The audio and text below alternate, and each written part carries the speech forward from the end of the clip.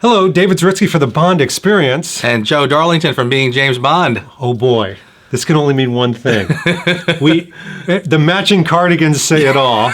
It's not the Smothers Brothers. It's not, but it's nearly as bad. We're back, and we're here to test a new theory. Now, by now, hopefully you have seen our original theory, which I want to give credit to my friend Joe. Thank you. What was the original theory about the Bond actors? The original theory, again, came up just a casual conversation that I always felt that the first Bond movies tended to be the best ones of each actor. Yeah. Basically because the producers would sort of take the opportunity to say, we need to get back to basics and back to what James Bond is all about.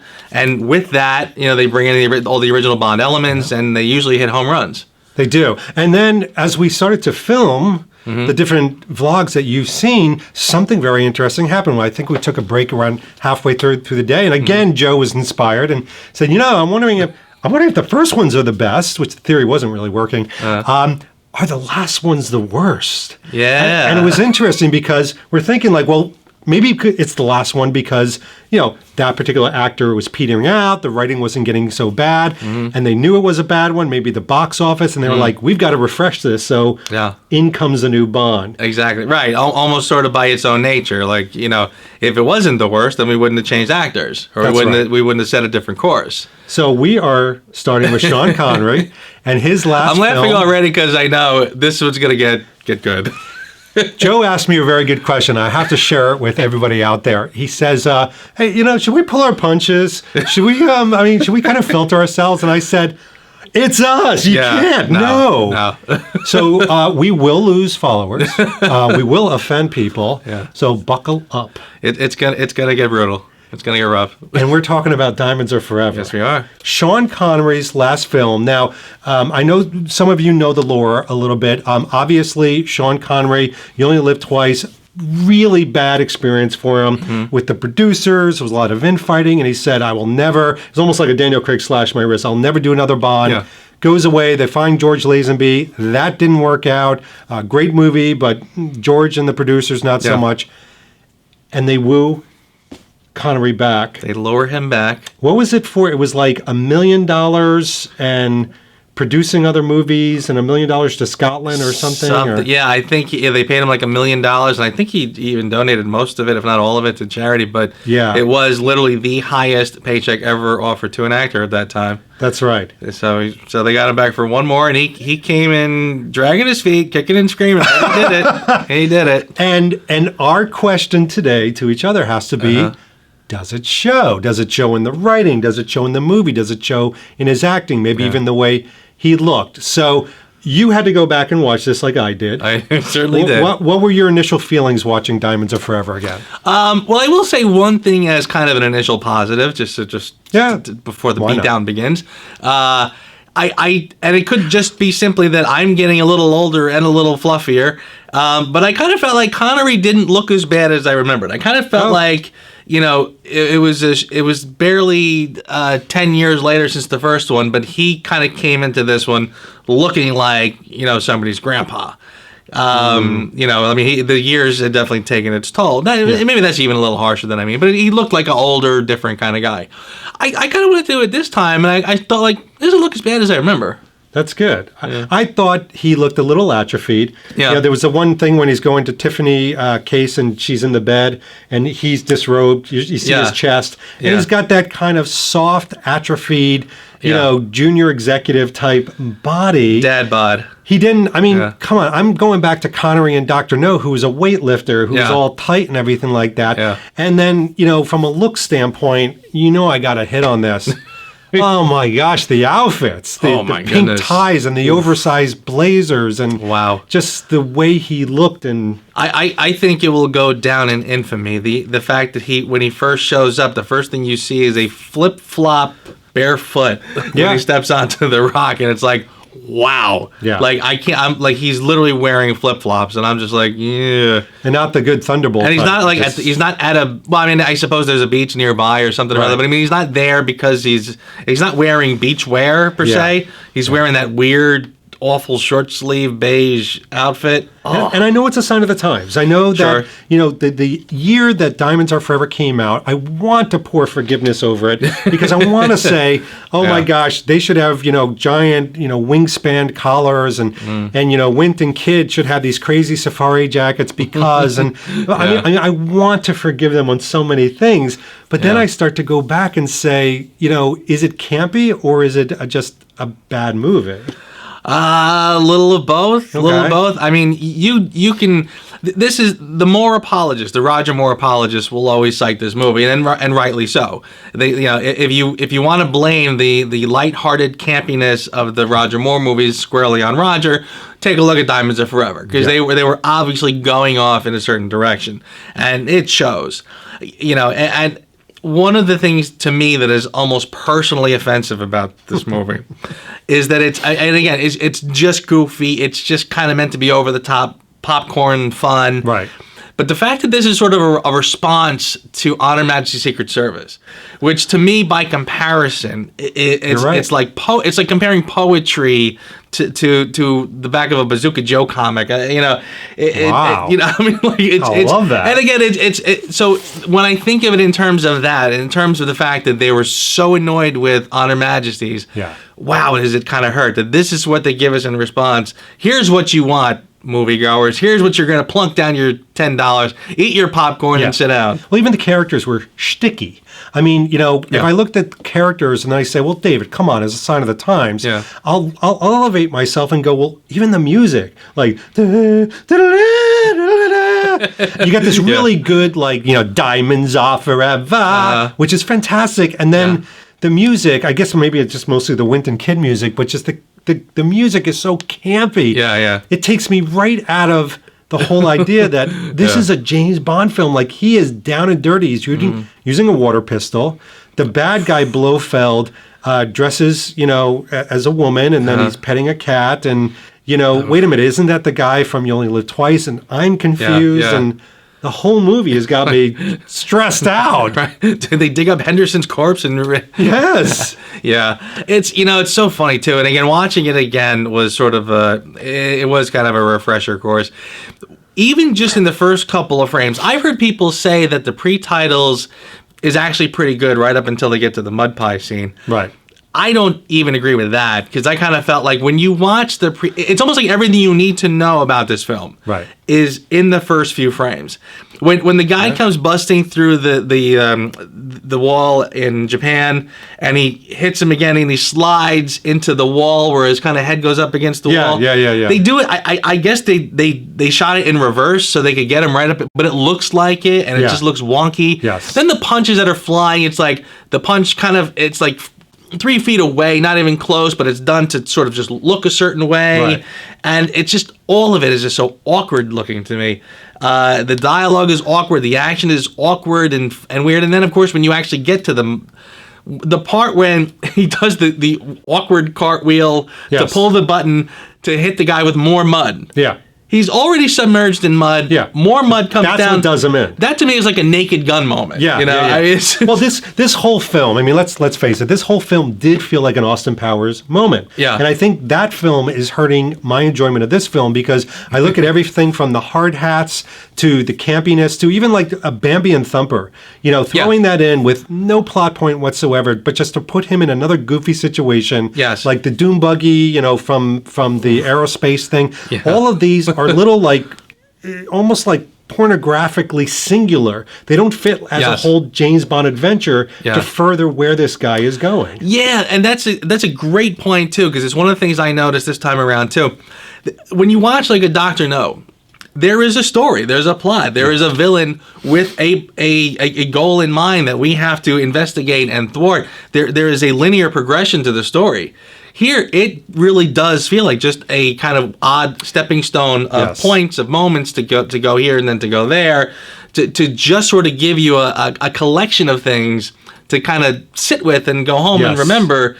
And I will say this, I mean, the film does have some memorable things. There are a couple lines that sort of stay with us. I mean, if you did like a kind of a highlight reel of the film, not knowing anything about it, right? Yeah, you'd probably look at it and say some that's of the something car I would stunts, watch. some of the car stunt stuff was interesting. The Vegas stuff, but whenever they're in Vegas, I almost feel like they're doing a documentary on Vegas, and Sean Connery's James Bond happens to be there. Yes, it's like dun dun dun dun dun dun dun dun. Oh, there's James Bond. Dun dun dun dun dun. Now shoot a clown. Right. And by the way, it is oddly timely. Again, there is something I got to get your opinion on. Okay. It's a theory I call the Marcus Brody theory, and that is it came from the third Indiana Jones film, Last Crusade, where Marcus Brody starts out as this really smart, intelligent guy, and by halfway through, he's like, "Hello, can you introduce me to? Do you know?" Yes. Well, guess what?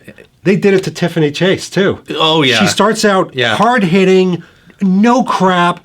You know, you're a misogynist. I'm gonna break your. And then in the end, she's like, "Eee." Oh my God! Oh, you put a cassette up my butt. Yikes! Yeah. Oh my goodness! Right. I mean, intelligent femme fatale to bimbo in 30 seconds. How to destroy a character in 2 hours. Am I right? Oh boy, that's painful. And again, and it's it's tough because she was such a good character. She started out strong. The actress is great, and honestly, one of the few actresses now, when you watch her in documentaries, that has a really good. She's very good spirited about having done a Bond film, and so oh boy, to have her sort of go down in infamy as like one of the bigger bimbos, sure. Oh my goodness, but that's the struggle of the film. It's like there really is no interest in actual storytelling. There's no character arcs except for bad ones if there are. Story wise, it just doesn't work. It's clunky at best. Yeah, it's a tough one because I stopped. So I watched the whole thing like you did, and then I tried to take it as a whole, and I started adding up. Bad guy. Was it Bondish? Was it Sean Connery Bond? Even though name wise it was him. But I thought about a lot from Dr. No and From Russia with Love and Thunderball, how Connery acted during those parts. And when I think about what he acted like in Diamonds Are Forever, I feel like he had it out for them. I feel like he was like, I am not going to bring my A game. You can't make me. Right. You can pay me off, but I'm not going to. Right. No. You can't have my soul. I am not going to put my heart into this film. Yeah, it is bizarre. It's bizarre watching him do it. And I mean, and again, there's so many weird. There's sort of a weirdness that I can't even put my finger on. Like there's lines when they bury him in the big pipeline. Oh yeah. And there's a mouse there. Yeah. And he says, one of us smells like a tart's handkerchief. Yeah. Kind of a funny line, but a weird line. Like the tone of that doesn't.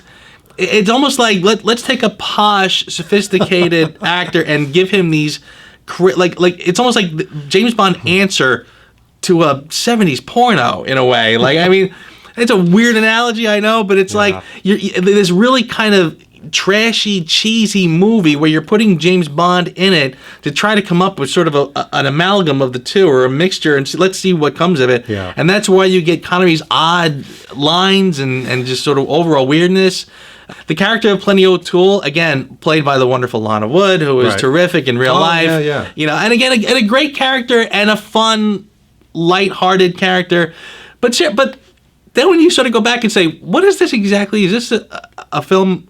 Is Bond generally picking up a prostitute in this movie? Well, what's it for, too? My biggest thing with Plenty O'Toole is it's like in the previous films, in the Connery older films, the bad villainous and the good Bond girls, they play a specific part. Even his friends, some of them, like in Thunderball, they get killed. It's like very serious. Now, Plenty O'Toole, which, Lana Wood is the nicest person in the world. Wonderful person. But she's introduced to show, a voluptuous woman getting thrown and then going back for revenge and then getting killed. But it doesn't further along. If you did it to show me that these guys are bad, I knew that. There was nothing that furthered the plot along other than, oh shit, James Bond has to be with a woman. Yeah. Right in Plenty O'Toole, and there's a funny joke in there. Exactly, yeah. It really is just the weirdest. And again, like you said, I mean, when you talk about a throwaway character, well, you're sort of taking that literally with this film, because she's there long enough just to get thrown out the window. And you're right. What is the point at that point of the movie? That's what I mean. There is no... Story-wise, that does not make any sense. All right, so I have to mention something that I thought about. And I was thinking, like, come on, David, there's got to be something. I will tell you that when I was younger, I enjoyed this film much more than now that I'm like this persnickety old man banging a cane. I liked it when I was younger because it was kind of that campier Roger Moore. I remember seeing the Roger Moore stuff first, and then going back and seeing Connery. And I remember seeing the Connery ones that were very serious and being like, wow. Yes. And then I saw this one, I'm like, well, there it is. There's my fun James Bond. Okay. So it's gotten unfortunately worse with time with me. Sure. Yeah. So as it will. Again, and it is there's a place for. See, it's kind of funny. I always sort of look at the 70s Bond movies, and I've always again, when you become kind of a hardcore Bond fan, that's the period that you go, ooh, I hate that stuff. But it is also the part of the Bond franchise that carried us from a time when people wanted a hard-boiled spy movie back to when people wanted a more realistic spy movie. And there was that window in between where we needed it to be entertaining enough to sort of tide us over. Yes. And again, I do feel that those sort of films did keep the Bond franchise alive until we do get back to something that's a little more of what you and I might like to see. Yes. And it is lighthearted fun, and again, I don't mind the lighthearted Bond films necessarily. Right. But I mind them if they're poorly done, and I kind of feel like this one is really just sort of awkward all around. Yeah. I mean, Winton Kid, boy, are they a strange pair, and Glover. I'm gonna forget which one is which, but Glover's character, and I mean, again, a family that just sort of generates crazy over the top actors. Yeah, Crispin Glover. Yeah. Yeah. I mean, he's pretty good in this, but the other guy, I look at him and I'm like, is that somebody's brother-in-law? Out of work uncle? Musician or something? Like, I don't know. He didn't quite belong. His acting was atrocious. He really doesn't belong. And I look at him and I'm like, seriously, he looks like a more out of shape version of Michael Stivic from All in the Family. Oh my God, yes he does. He looks like a meathead. So, right, he looks like Meathead, but this guy looks at Meathead and thinks, "Whoa, I wish I could look that good." That's true. I mean, he like I said, he looks like somebody's out of work brother. A sign of the times. Hair grooming was not a big thing. But weird. but here's the thing. They are the quote unquote. They're the henchmen. I think they've got some really maniacal, like insidious moments. But they're camping over the top. The thing with the dentist and like looks at him and it's like, oh, he falls for the old scorpion down his back. It's almost like dun, dun, dun, dun, dun, dun, dun, dun. Right. It's like, ha! That's all, folks. Although I will say, with some of the bad guys, my favorite line, you'll never guess it, my favorite line from this movie, I tend to quote all the time, and I do it with you. I got a brother. I got a brother. I got a brother. Yeah, that still cracks me up. Again, this is one of the ones where I kind of hate picking on it too much because it's just silly fun. It's got heart. Yeah. Well, actually, I don't know. I think maybe that might be where I would disagree with you. The steak has been put into the heart? Yeah, well, yeah. That's the thing. I kind of feel like it's lacking in the energy. Again, if you're going to make a fun over-the-top Bond movie, go ahead, but put a little more effort into it. I mean, keep the story strong. Give us something to keep us engaged with the whole thing. I mean, this is a film that is best known for its blooper. Right. This is the one that, All right, I'll take it back for you because, you have said on record that your favorite Roger Moore is Octopussy. Octopussy's fun. Sit and the Tarzan yell. It's got these moments, but the story is so good. Yes. The bad guy, the femme fatale are so strong, and she stays strong throughout the whole thing. Her women kick ass and save the day. Yeah. Why not do that? Yeah, I mean, Octopussy, it's funny because those weird little lines in Octopussy to me are very much unforgivable, but they're sort of done in a way that they're almost like the little moles on an otherwise perfect body, and if you just sort of took them off, everything else would be great. Or, like most people like you and I, come to appreciate the moles. Like, you love the moles. Right, there you go. You know? Exactly. You take it for what it is. But this one, again, the problems are just entrenched in the very fiber of the film. So here we go. Here comes the swinging wrecking ball, which you've all encountered. Aw. Joe Darlington. Sean Connery and Diamonds Are Forever. Is it his worst? Worst. Easily his worst.